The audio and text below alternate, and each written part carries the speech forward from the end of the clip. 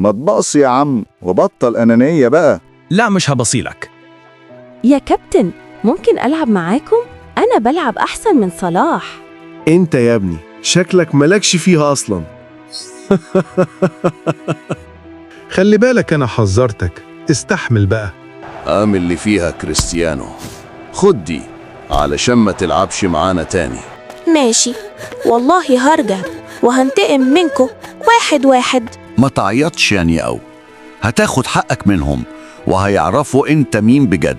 عاوزك تركز بالتدريب علشان ترجع وتخليهم ياكلوا النجيلة وتبقى البوص. جاهز يا بطل؟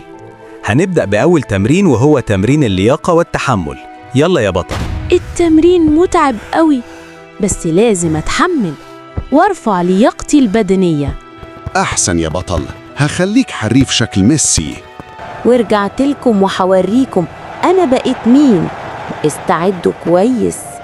ينهار اسود، ده رجع تاني وشكله ناوي يعلم علينا.